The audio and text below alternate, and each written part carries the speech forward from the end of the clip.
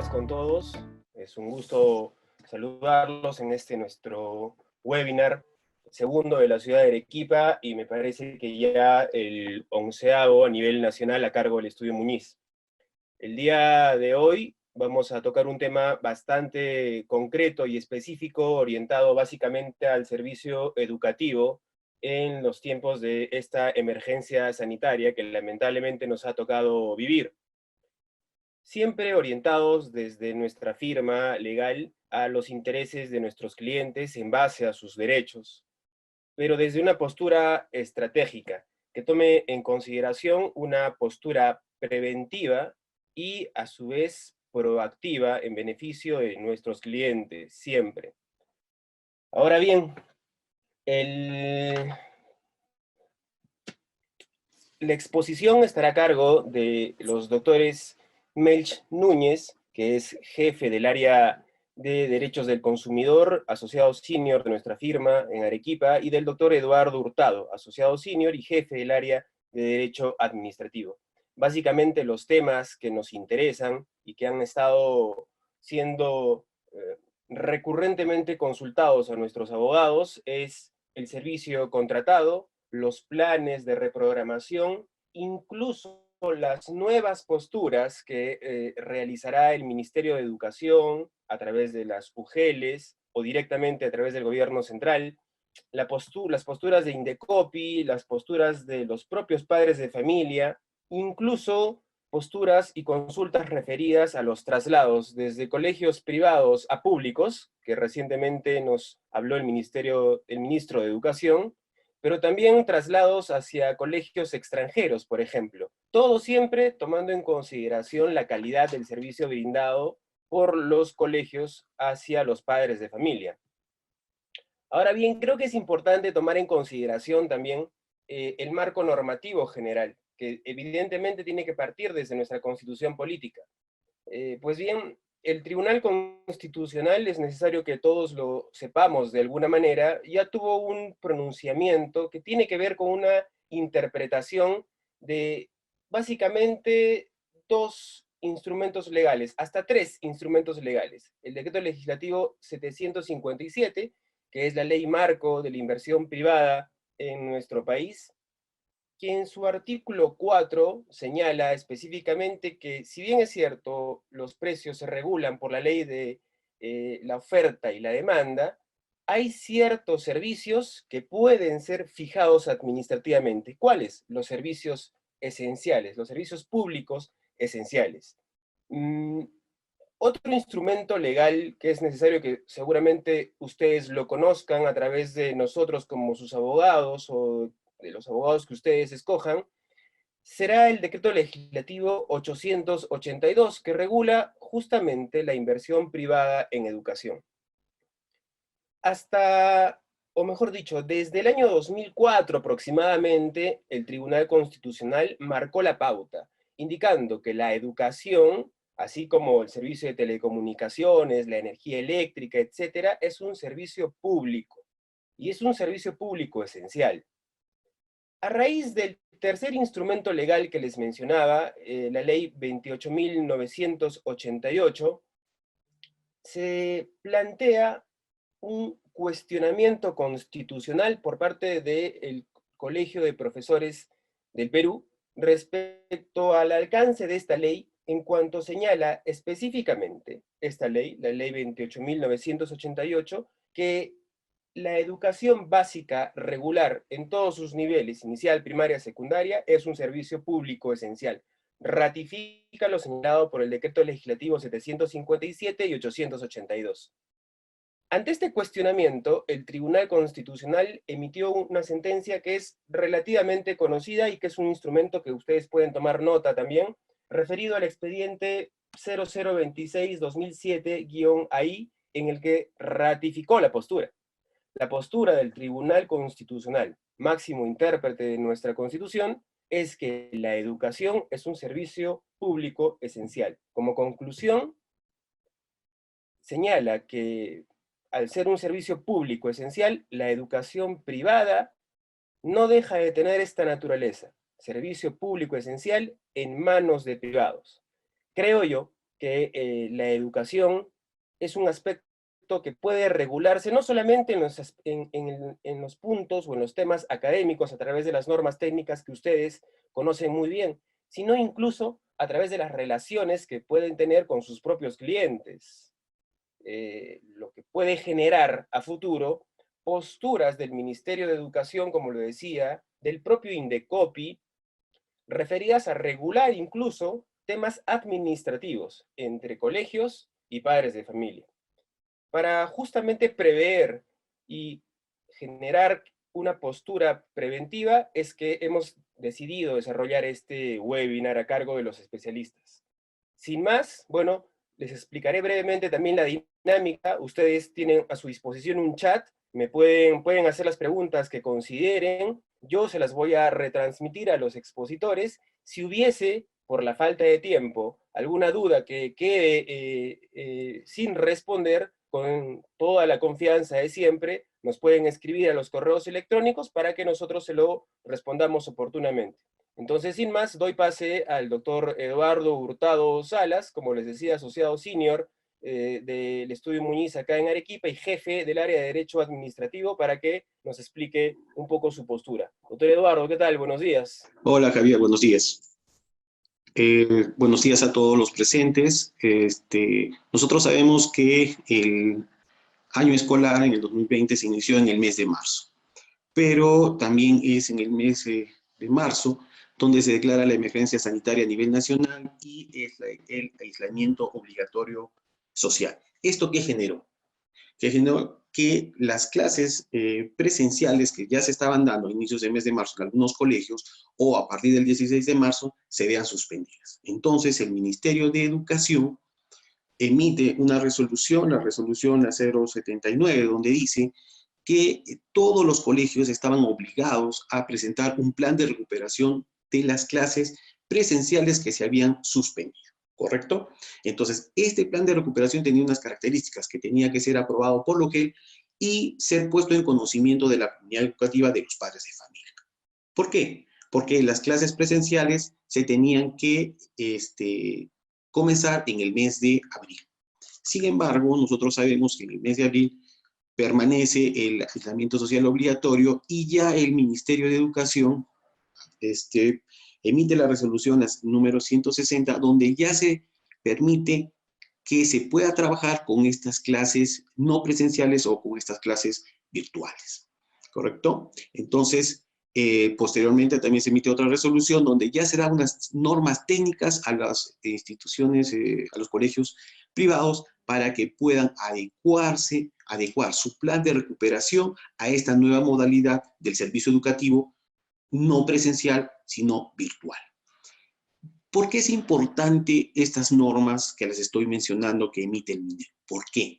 Porque la UGEL, la que es el órgano competente, va a supervisar el cumplimiento de este plan de recuperación y de este plan de adecuación a esta nueva forma de enseñanza, a esta nueva forma de logros de aprendizaje. Entonces, es importante para los colegios saber que así como nos están exigiendo, las UGELs a través de los especialistas, a través de sus direcciones técnico-pedagógicas o la que haga sus veces, tienen la obligación de darnos un asesoramiento para la elaboración de este plan de recuperación y adecuación. ¿Correcto? Entonces, para los colegios es muy importante esto que sea aprobado. ¿Por qué? Porque una vez aprobado, nosotros podemos compartirlo con la comunidad educativa, con nuestros padres de familia, que como tú decías, son nuestros clientes, y esto sería importante porque va a impedir estos cuestionamientos que nosotros estamos viendo en los medios de comunicación, que tanto se logra el aprendizaje por los alumnos de esta forma de enseñanza.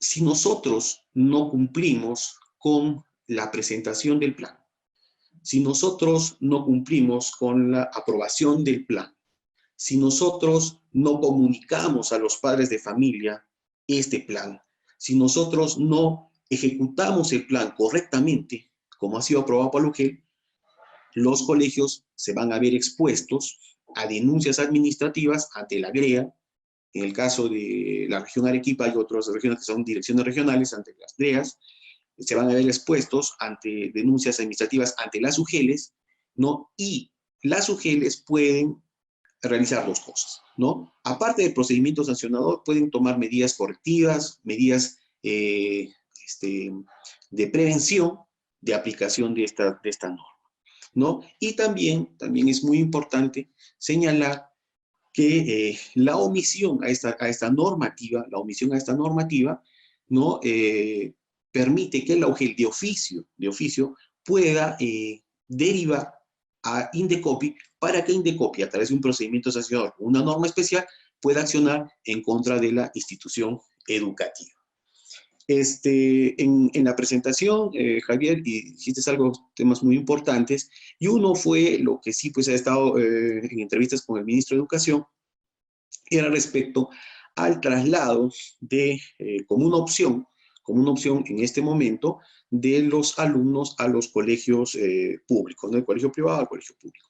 Nosotros sabemos que esto se cerró en el mes de enero, pero se va a dictar unas normas complementarias para que los padres de familia que no estén en la posibilidad económica o no quieran que sus hijos permanezcan en la institución educativa puedan trasladarse a los colegios. El traslado sí se puede hacer, nosotros sabemos que no se puede impedir, alguien me puede decir, sí, doctor, pero hay una deuda pendiente. Nosotros sabemos que, de acuerdo a normas específicas, se puede retener los certificados de estudio, pero más no se puede impedir el traslado a otro centro educativo. Entonces, yo creo que eso sería el marco general, ¿no? Y como un comentario, es decir que no es que ahora puedan cesar las contingencias. Las contingencias, nosotros pensamos que van a estar permanentes desde este mes de mayo hasta diciembre, ¿no? Porque en un momento se va a tener que volver y poco a poco a la gradualidad en levantar estas medidas de aislamiento, y los padres de familia pueden, al verse disconformes, pueden accionar. Por eso, desde el punto de vista de mi óptica administrativa, ¿no? Es muy importante contar con la aprobación de este plan de recuperación y adecuación. Gracias. Muchas gracias, doctor Eduardito, por la precisión. Seguramente al final de ambas exposiciones habrá más dudas y comentarios incluso sobre su participación. Ahora vamos a darle pase al doctor Melch Núñez. Como decía, él es asociado senior de nuestra firma y a su vez jefe del área de Derecho de Protección al Consumidor, un área que está vinculada específicamente a los posibles reclamos que pudiera haber por parte de padres de familia e incluso posturas del Indecopi hasta del Ministerio de Educación. Así que sin más, le damos la bienvenida al doctor Melch. ¿Qué tal? Buenos días. ¿Qué tal, Javier? Buenos días y buenos días con todos los participantes. El tema que nos ha tratado abordar hoy es un tema de bastante coyuntura que está sonando mucho en todo lo que son las noticias a nivel nacional, y es el orientado al tema de las pensiones. Orientado a saber, sobre todo, si es una obligación de las instituciones educativas modificar las pensiones, reajustarlas, o si es una facultad o es una potestad.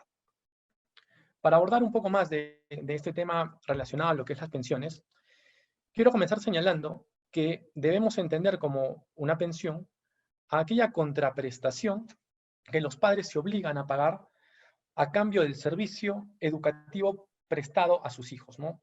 ¿Y por qué es importante definir esto? Porque como más adelante vamos a ir viendo, va a tener bastante relevancia el saber qué constituye una pensión en el tema educativo.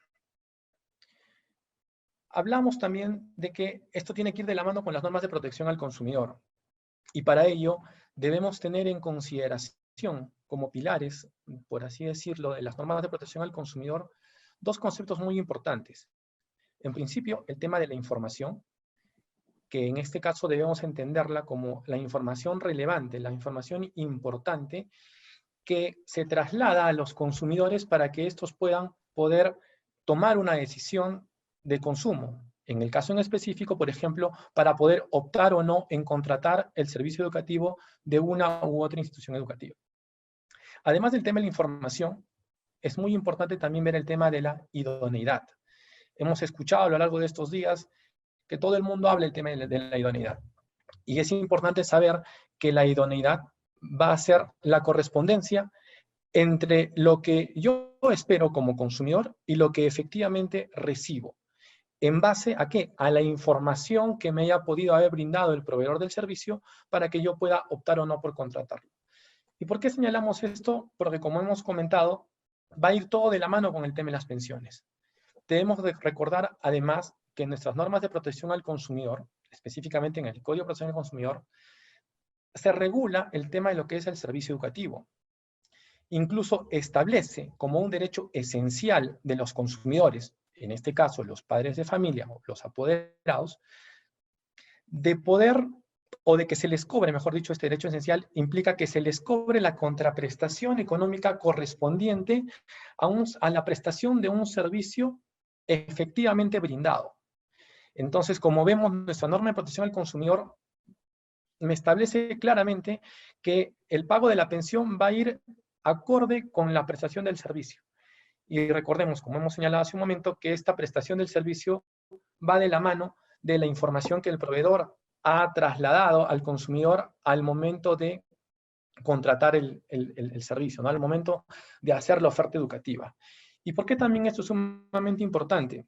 Porque tenemos que recordar que cuando una institución educativa pone o brinda su oferta educativa en el mercado, ofrece determinadas cosas. Por ejemplo, puede ofrecer temas académicos, ¿no? Se me ocurre, puede señalar que va a brindar un determinado número de horas lectivas, normalmente mayor al mínimo que establece la norma educativa. Puede señalar incluso que va a inculcar determinados valores.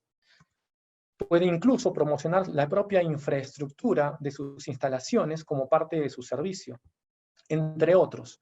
Entonces, esta oferta educativa, esta información que se brinda a los padres previo a la contratación, es lo que el consumidor espera que se le brinde o que se le preste ese servicio en esas condiciones, en esas características, conforme se le ha ofrecido previamente.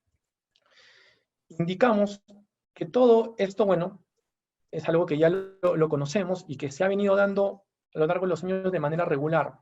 No obstante, este año 2020, como indicaba Javier, nos ha tocado vivir una coyuntura excepcional a raíz del COVID-19, y es en base a esto que, como también ha señalado el doctor Eduardo, se han emitido algunas resoluciones viceministeriales y ministeriales que regulan el tema educativo, ¿no? Por ejemplo, comentaba el doctor Eduardo la resolución 79/2020, la resolución viceministerial, que en principio es la que suspende, ¿no? Recordemos que el presidente anuncia que se va a suspender las clases prácticamente en la segunda quincena de marzo. Entonces se expide esta resolución que efectivamente regula esta suspensión de clases y que señala ya una obligación, que es la de generar un plan de recuperación por esas horas lectivas que se han dejado de brindar. En este punto vemos de que hay un corte, por así decirlo, en lo que es la prestación del servicio. Efectivamente, por un caso de fuerza mayor, que es la presencia de este COVID-19, pero que genera un corte porque impide que el servicio educativo sea prestado como lo ofreció la institución educativa, es decir, de manera presencial, con determinados estándares, etc. Posterior a esta primera resolución viceministerial, y ante la ampliación del periodo de aislamiento, se emiten hasta 2 nuevas resoluciones administrativas que justamente regulan el tema del servicio, la prestación del servicio educativo. Primero se señaló de que el servicio iba a empezar para las instituciones públicas a partir del 6 de abril a través de esta estrategia que le han denominado Aprendo en Casa, y por otro lado establece que a partir del 4 de mayo se iban a retomar las clases de manera presencial, haciendo la acotación, estas resoluciones, de que las instituciones educativas privadas podrían brindar el servicio educativo a distancia en la medida de que tengan las herramientas y la metodología adecuada.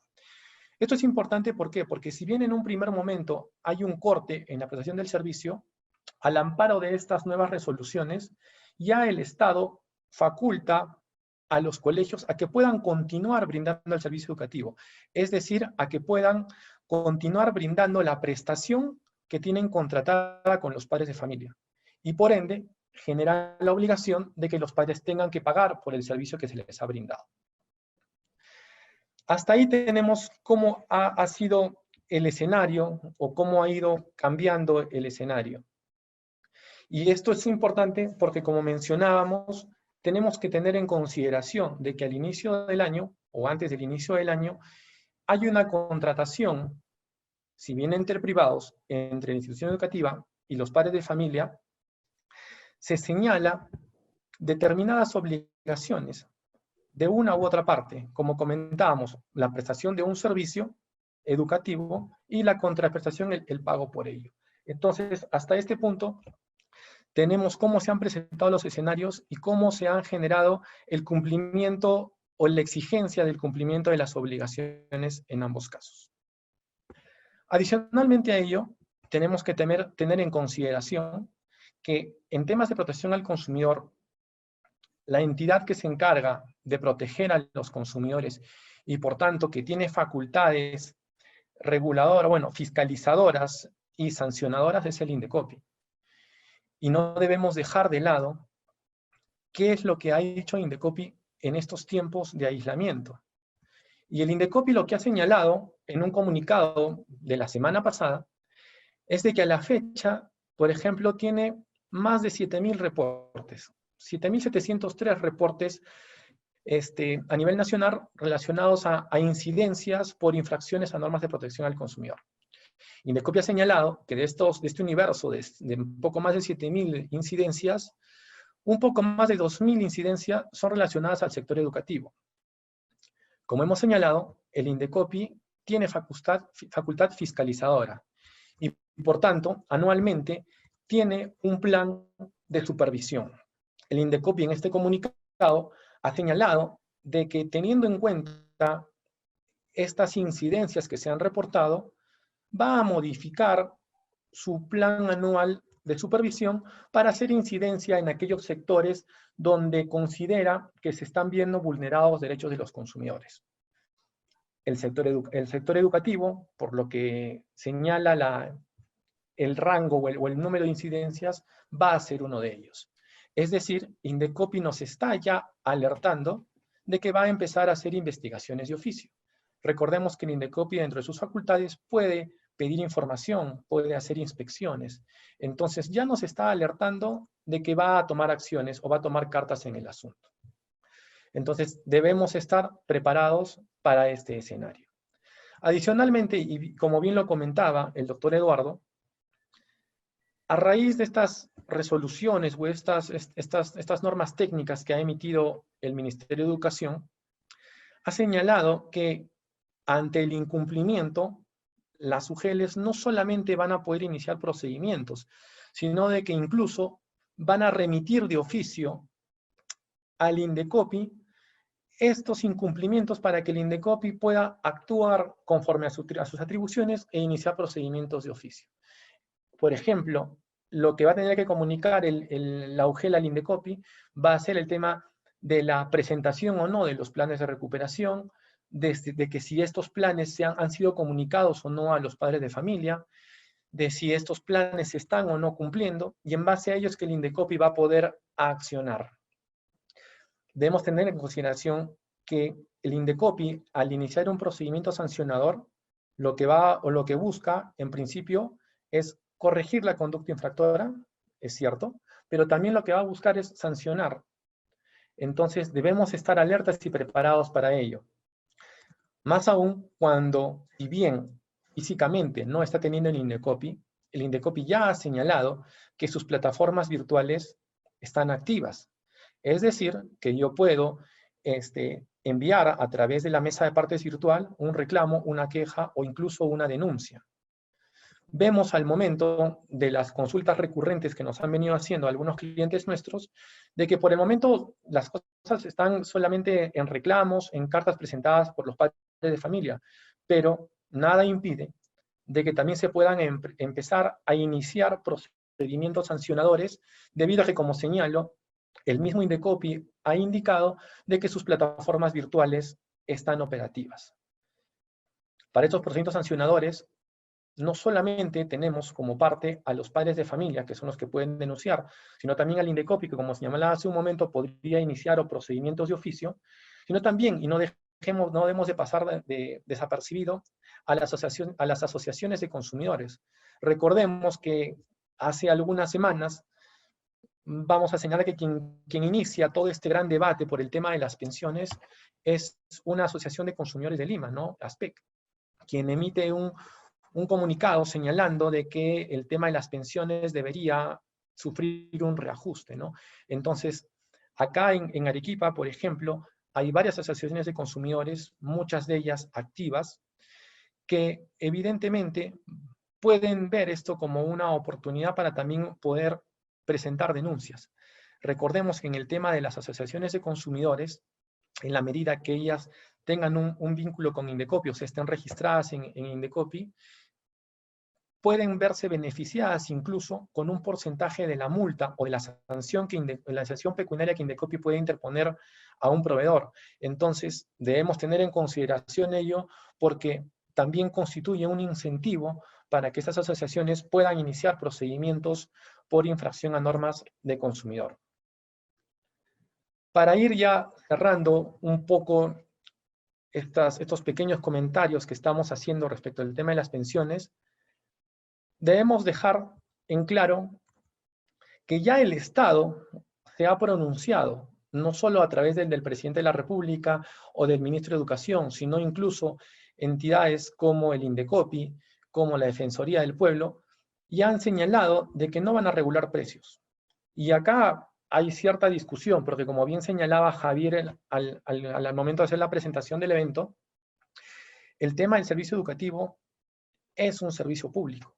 Y por tanto, y en realidad ese es el argumento de un sector digamos, de la doctrina de derecho que viene presionando, haciendo hincapié en este concepto, en el hecho de que la educación es un servicio público. ¿Y lo hace para qué? Para que el Estado pueda intervenir. Entonces, si bien a la fecha el Estado ha dicho de que no va a regular precios, entonces debemos estar alertas y atentos por cualquier pronunciamiento nuevo que pueda hacer. Recordemos incluso que hace un par de días el ministro de Educación ha señalado de que tiene pendiente la emisión de algunas normas técnicas en el sector de educación, relacionadas, por ejemplo, a cómo va a ser la prestación del servicio de ahora en adelante, que ya nos han adelantado de que va a ser virtual. Está pendiente, por ejemplo, también la emisión de una norma, como lo repito, lo ha dicho el ministro hace un par de días, que va a generar como obligación a las instituciones educativas el hecho de poder transparentar los costos. Es decir, de que su estructura de costos sea puesta en conocimiento de los padres de familia para generar un tema de transparencia. Entonces, reiteramos, si bien a la fecha el Estado ha indicado de que no va a regular precios, entonces nada impide que, teniendo en cuenta la presión que se está generando por el tema de que la educación es un servicio público, pueda haber de repente algún cambio en esta posición del Estado. Hay que estar muy atentos de ello. Entonces, repito, si bien no hay un pronunciamiento del Estado que regula precios, nosotros sí consideramos de que las instituciones educativas deben evaluar el hecho de hacer un reajuste a los precios. ¿Y por qué consideramos que se debe evaluar? Ojo, no estamos diciendo que necesariamente se tiene que hacer, pero sí que se debe evaluar. ¿Por qué consideramos ello? Consideramos porque no deja de ser cierto lo que se ha venido comentando en estos días respecto de cómo es la prestación del servicio educativo. Como señalamos al comienzo, cuando se genera la oferta educativa y los padres aceptan, se firma un contrato de servicios educativos donde el colegio ofrece, la institución educativa ofrece cómo va a brindar el servicio y el consumidor, el padre de familia, acepta y se obliga a una contraprestación. Entonces, vemos que la forma como se ha dado la prestación de los servicios ha variado. Y en base a eso es que consideramos que las instituciones educativas privadas deben hacer una evaluación. ¿Para qué? Para no caer en contingencias innecesarias. Por ejemplo, si yo considero de que la prestación del servicio que estoy brindando como institución educativa va acorde a lo que he ofrecido, entonces en principio no tendría por qué modificar ni hacer ni algún reajuste a mis pensiones. Sin embargo, si yo considero que la prestación de mi servicio no ha sido como lo ofrecí, por más de las circunstancias que se han brindado, porque recordemos que las normas que hemos mencionado hace un momento señalan como obligación del colegio la prestación del servicio. Entonces, en ese caso, si yo considero de que de repente mi prestación no ha sido la adecuada o no ha sido la correcta o tengo algunas falencias, entonces sí consideraría la posibilidad de reevaluar o evaluar hacer un reajuste a la pensión. ¿Por qué? Porque sé que mañana más tarde, si no es ahora, ya sean los padres de familia que empiezan a generar bastante presión, ya sea el Indecopi de oficio o ya sea una asociación de consumidor, me va a poder denunciar ante Indecopi por justamente lo que hablábamos al comienzo de la exposición, por el deber de idoneidad, por la correspondencia entre lo que he ofrecido y lo que he otorgado, ¿no? Entonces, consideramos, bajo esas premisas, que se debe evaluar hacer un reajuste en el tema de las pensiones. Ahora, no solamente por eso consideramos que se debe evaluar hacer un reajuste, sino incluso porque tenemos que tener en consideración un aspecto que de repente no ha sido tocado muy a fondo, y es el tema de la imagen, de la marca, ¿no? Tenemos que tener en consideración que muchas instituciones educativas a lo largo de los años se han generado un prestigio, se han generado un reconocimiento. Entonces, incluso el evaluar, el hacer algún reajuste en el tema de las pensiones, va a generar un impacto favorable hacia la población, hacia los consumidores en general. Pongámonos en el escenario que tenemos una institución educativa A que evalúa y hace un reajuste contra una institución educativa B que no hace ningún ajuste. Evidentemente, en el mercado, y ahora que como sabemos el tema de las redes sociales tiene vital importancia en el tema de publicidad, vamos a ver que el impacto que esto genere va a ser muy distinto en uno y en otro caso. Entonces, el tema de mantener esa buena imagen también me ayuda a tomar en consideración el hecho de evaluar y evaluar la posibilidad o no de hacer un reajuste. Consideramos también que eso es un motivo adicional que nos invita a hacer esta evaluación. Finalmente, y ya para ir cerrando y no extendernos mucho más en el tiempo, es importante que tomemos en consideración que el hecho de que yo como institución educativa evalúe e incluso haga un reajuste, no necesariamente va a significar que los padres de familia van a estar contentos. Vemos en la práctica que hay instituciones que ya han hecho algún descuento, 5, 10, 15, 20%, pero que lamentablemente igual persisten los reclamos de los padres de familia que incluso piden un recorte o un reajuste por porcentajes mayores, ¿no? Entonces tenemos que tener en consideración ello, que lamentablemente por más de que queramos no vamos a poder, digamos, poner contentos o no vamos a poder satisfacer necesariamente a todos. Sin embargo, el hecho de que se evalúe y de que en su momento se haga un reajuste, sí nos va a poder servir para por lo menos aminorar el tema de las contingencias. Concluimos señalando que debemos estar atentos, como señalaba o como indicaba hace un momento, a las normas que están pendientes por emitirse del sector educativo, porque ello nos va a marcar la pauta de cómo se va a prestar el servicio de aquí en adelante hasta fin de año. Y eso, como les repito, es un tema muy importante porque nos va a llevar a verificar si es que en el transcurso del año se nos pueden o no presentar más contingencias por temas o por infracción a normas de protección al consumidor. Desde nuestro estudio vamos a estar siempre prestos a poder brindar cualquier apoyo y para poder absolver cualquier duda o consulta sobre el tema. Les agradezco por la atención y bueno, Javier, quedo atento a cualquier duda o a cualquier consulta de nuestros asistentes. Gracias. Muchas gracias, Melch. Es bastante explicativo también tu ponencia, tu exposición. Vamos a dar pase al doctor Eduardo Hurtado, nuevamente, quien podría de repente aplicarnos algunos consejos que ya han ido preguntando muchos participantes del evento, como por ejemplo, ¿qué sucedería si no se presenta este plan de adecuación o si es que este plan de adecuación finalmente no es aprobado por la UGEL? si es que es necesario que este plan de adecuación sea previamente revisado por especialistas, o si es necesario que sea comunicado a los padres de familia, si es que estos padres de familia pueden cuestionar este plan finalmente, e incluso preguntas referidas a si es que el contrato de prestación de servicio puede resolverse o rescindirse por fuerza mayor. Doctor Eduardo, nuevamente, gracias por su participación. Respecto al plan de recuperación, como lo hemos indicado, ya el Ministerio de Educación lo regula como una obligación de las instituciones particulares, ¿no? Es una obligación la presentación.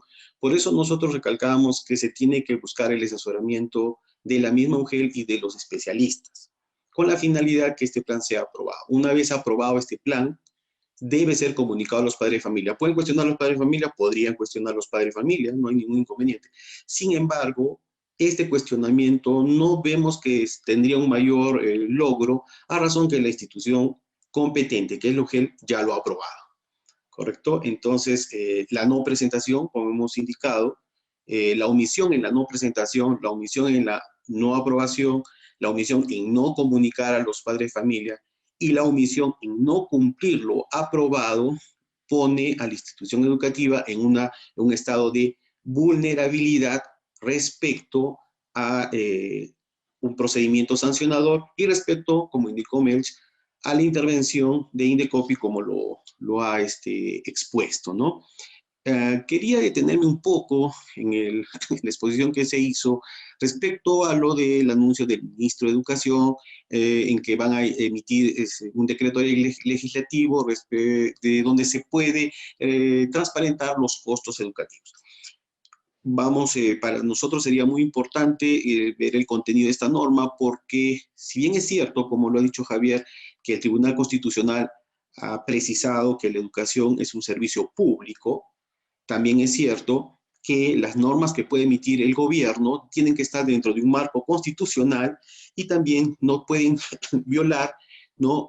O infringir normas que garantizan la promoción de la inversión privada en la educación y la ley de los colegios de instituciones privadas. Entonces, sería bueno analizar hasta qué punto esta norma que se puede emitir no hay una violación de derechos constitucionales, porque esto también sería algo muy interesante de análisis para las instituciones que están participando en esta exposición. Bueno, respecto a lo que hemos hablado, respecto a lo que son los traslados de los alumnos, no se puede impedir. Es importante que los logros de los aprendizajes, ¿no? Es una preocupación de los padres de familia y por eso también hay toda esta avalancha de reclamos que nos decía el doctor Melch en Indecopi, si se van a hacer estos logros del aprendizaje, ¿no? Del aprendizaje.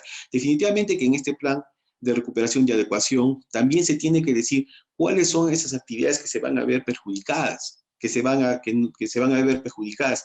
Y es por eso la importancia de que este plan sea aprobado por la UGEL, porque, bueno, esto ya lo tienen que decir los especialistas en educación, pero el objetivo es que se pueda lograr estos logros de aprendizaje, ¿no? En el mayor porcentaje, porque definitivamente que hay actividades que van a ser afectadas y que ya vienen siendo afectadas. Esto como un aporte, Javier, a esta exposición. Estamos atentos para las preguntas. Justamente, doctor Eduardo, referido a su última participación, hacen una pregunta, si es que los padres de familia, si es que se les puede comunicar a los padres de familia que el colegio no va a poder bajar las pensiones por un tema de costos. Y también referido a si el Ministerio de Educación podría sancionar al colegio privado por no bajar las pensiones en específico.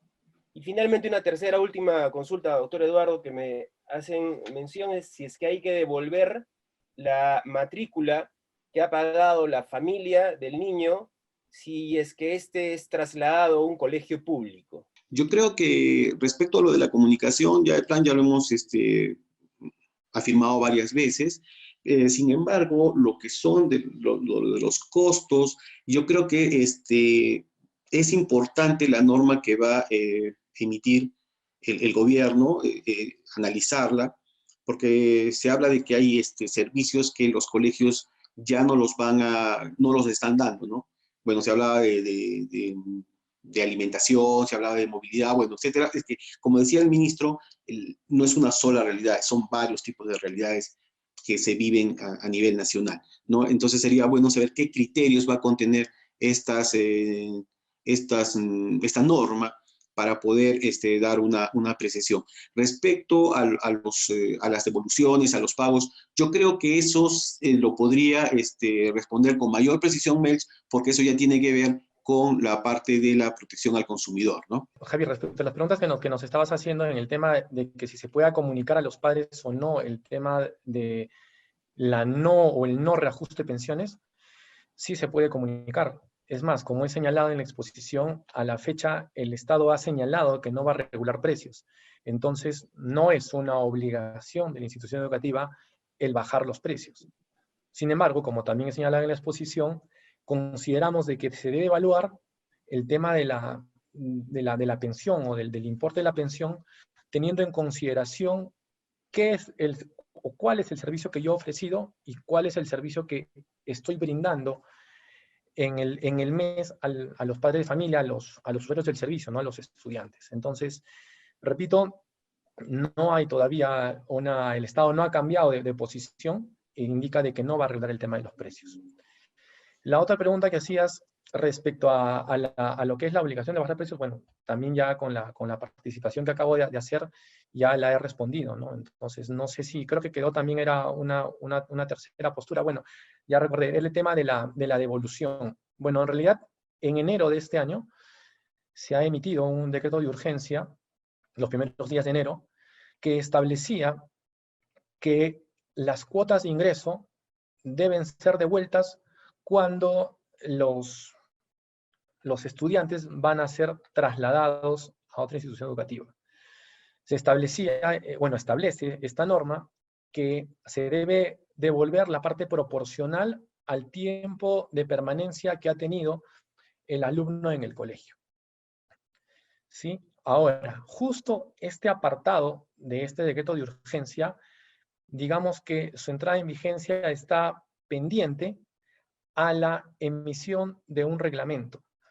¿Por qué? Porque en la misma norma se señala de que mediante un reglamento que se tiene que expedir dentro de los 180 días calendarios, es decir, estamos dentro del plazo, se va a regular, digamos, la fórmula de cómo se va a hacer esa devolución de la cuota de ingreso. Con ello creo que ya más o menos hemos podido responder la pregunta que nos has hecho, Javier. Quedo a disposición si hubiese alguna otra duda. Sí, justamente nos preguntan si es que, por ejemplo, aparte de las acciones administrativas de los padres de familia, estos podrían accionar judicialmente. Por otra parte, hay preguntas referidas a cómo aplicar los parámetros para el reajuste de pensiones y si es que se puede aplicar al personal administrativo de los colegios la suspensión perfecta de labores. Claro que es un aspecto más laboral, pero de repente algún alcance general sobre este último punto. Sí, bueno, en realidad para poder hacer una evaluación de cómo hacer un reajuste en la pensión, evidentemente lo que tenemos que hacer es revisar el caso en concreto, ¿no? Porque sabemos que las instituciones educativas no tienen todos una uniformidad de costos, ¿no? Incluso, bueno, partamos desde el mismo costo de los profesores, ¿no? En las instituciones educativas los profesores no todos ganan igual en las instituciones educativas. Entonces, para poder responder a ello, tenemos que verificar el caso en concreto, para poder ir de la mano con el cliente y apoyarlo para evaluar hasta dónde se puede hacer un reajuste o no. Comentábamos en la exposición de que a veces los padres de familia nos piden, no, quiero un reajuste del 50% de la pensión, pero esto no necesariamente va a ser lo real. De repente yo, en mi estructura de costos, podré saber cuánto es mi costo administrativo, cuánto es mi costo de agua, luz, y de repente, del margen por así decirlo, de ganancia que puedo tener, bueno, de ahí sacrificar un poco y hacer un reajuste, pero eso no necesariamente va a llegar al 50%. Por eso reitero que es sumamente importante analizar cada caso en específico para poder ayudar a que el reajuste que se haga sea real y que pueda ser trasladado y entendido por los padres de familia, ¿no? Porque considero de que en la medida de que al padre de familia se le explique cuál es el sustento de que está haciendo el reajuste, yo creo que le va a quedar más claro y va a ser más comprensible en el hecho de no seguir exigiendo un mayor descuento, ¿no? Ahora, bueno, por el otro tema, la otra respuesta no es un tema de mi especialidad. Sin embargo, invitamos en todo caso a la persona que ha hecho la consulta para poder trasladarle esta pregunta a nuestra área laboral y que le pueda responder sin ningún inconveniente, ¿no? Respecto a a la consulta referida a la suspensión perfecta de labores, con todo gusto se va a dar la respuesta del área especialista correspondiente, del área de derecho laboral. Ahora, doctores, a mí me surge una duda que quizá pueda ser también planteada como una conversación, como una reflexión para nuestros invitados o nuestros participantes. Dado que la educación es básicamente un servicio público esencial en manos de privados, como así lo ha reconocido el Tribunal Constitucional, ¿podría darse un escenario en el que, a pesar de que los precios de las pensiones no están regulados hoy por hoy, a través de una ley del Congreso, este Congreso pueda regular las pensiones desde hoy en adelante? En realidad, considero que es posible, porque como tú bien has señalado al momento de hacer la introducción al tema, el servicio educativo es un servicio esencial.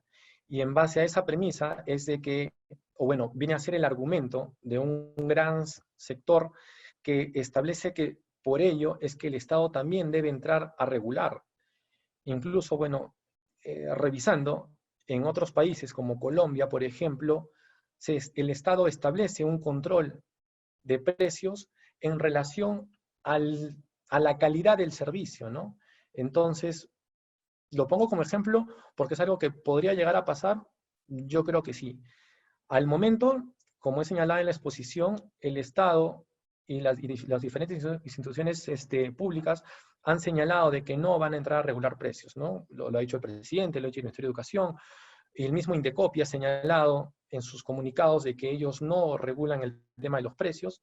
Entonces, bueno, por el momento no, pero partiendo de la idea que tú señalas, de que ya hay jurisprudencia y que incluso hay una norma que establece que la educación es un servicio esencial y público, no sería descabellado ver que más adelante, y dependiendo de la presión que se siga generando, el Estado pueda cambiar de repente de posición. Es más, vemos que de lo que ha comentado el ministro de Educación hace un par de días, dentro de las normas que va a emitir, ha señalado de que va a obligar a las instituciones educativas, como lo mencioné en la exposición, a poder transparentar los costos que tiene para poder fijar sus pensiones, ¿no? Entonces, hay que esperar, hay que estar atentos y en todo caso, nosotros también estaremos prestos para brindar el apoyo necesario a cualquiera de los participantes o de nuestros clientes, ¿no? Esto de la posibilidad de que el Congreso emita una ley para regular precios es un escenario bastante posible, también lo considero desde mi punto de vista, tomando en cuenta los pronunciamientos que ha tenido el Tribunal Constitucional, ¿no? De hecho, creo que nuestro modelo constitucional, al ser un Estado social, democrático, de derecho, podría preferir una regulación como lo existe ahora, hoy por hoy, con el tema del SUNEDU para las universidades. No solamente para temas académicos, sino también para temas administrativos. Me parece que en Colombia, para no salirnos de la región, existe una entidad pública encargada de regular temas administrativos y académicos para los servicios educativos privados, en su nivel básico, inicial, primario y secundario. Ahora, doctores, incluso yendo un poco a las consultas en expreso de nuestros participantes, que son bastantes consultas, y lo repito, si es que algunas se quedan sin responder, van a ser oportunamente atendidas a través de nuestros correos electrónicos. De eso pierdan cuidado. Pero, doctor Eduardo, me comenta aquí si es que no solamente los padres de familia pueden pedir el retiro de sus niños, o sea, no el traslado, sino únicamente el retiro. Antes de responder, había algo que se quedó ahí y era una pregunta interesante. ¿Qué acciones pueden interponer los padres de familia, ¿no? Pueden hacer acciones de garantía constitucionales, ¿no? Una acción de habeas data, pueden recurrir en el caso de estos del estudio de costos, ¿no? Que estaba hablando el doctor Melch, esto es algo muy importante.